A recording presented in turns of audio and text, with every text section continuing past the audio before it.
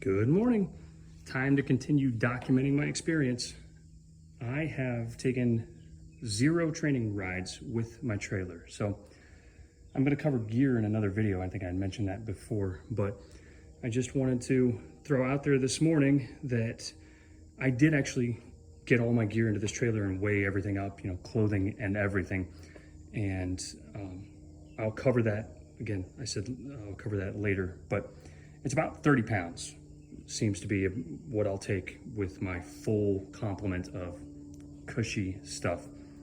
So my wife took some of our camping gear camping with the Girl Scouts this weekend, and I don't want to go try to fish any of it out. So I'm going to throw a couple of 10-pound weights in there, and I think I've got like my sleeping bag, and I'll throw like a jacket I keep out here in the garage. And I'm going to do one trip this morning fully loaded, and then one trip unladen. Just kind of keep putting miles on and get comfortable with having this weight behind me. One thing I did want to point out is my pump and the chain lube here. This is something, it's like one of those really obvious things that everybody says, like, oh, if you get enough sleep and you diet and exercise, you'll feel better. And like everyone knows it, but no one necessarily takes that to heart. I have started religiously airing my tires up before every ride. And sometimes it only drops a couple of pounds, but I'm amazed at the difference. Your rolling resistance is decreased significantly if you just keep those tires aired up. And same thing with the chain lube. It could just be in my head, but I feel like the shifting is much, much smoother when I throw a little bit of that on before every ride, and the cost is minimal. And I think that the level of protection or insurance that I get is worth it. So there's my morning video. I'm giving myself a little bit of a break here before I start heading back onto the roads to go on home and unhitch and come back out. So here are my takeaways from my first laden trip. First off, the trailer is lovely. I can hardly tell it's back there. It tracks beautifully. The only time I can tell that it's back there is when I go uphill, and then it's the only thing I can think about. But I'm glad that I'm making myself do this. I definitely needed to get out and put some weight behind me. I wanted to be very transparent and truthful for this whole experience. And I think I've been avoiding putting the weight back there because I did not want to face what do I do if I can't hack it. So something that I think we all can improve upon sometimes is practicing what we preach. And I tell my kids all the time, the only way out is through when you meet a challenge. Sometimes all you can do is just do it.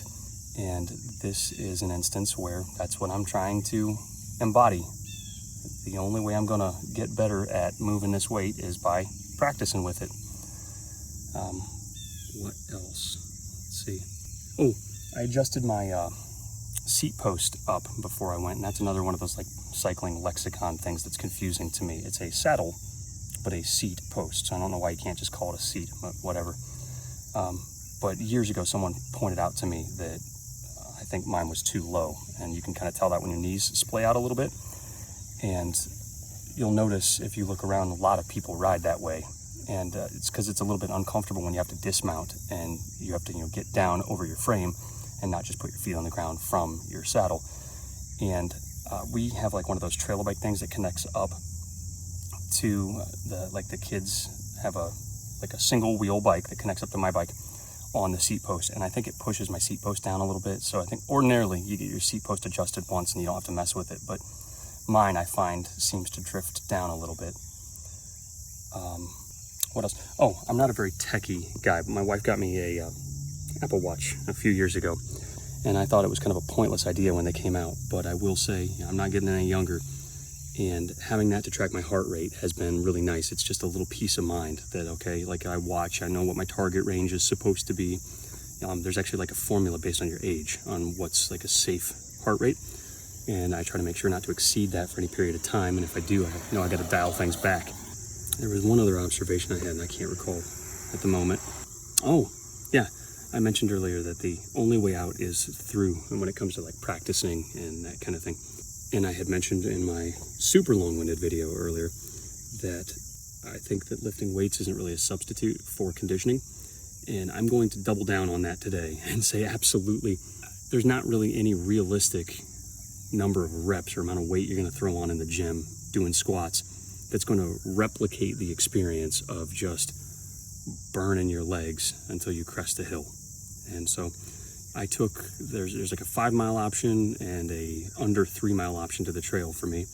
The 5 mile, unfortunately, has more elevation. And I chose that one today because I needed it.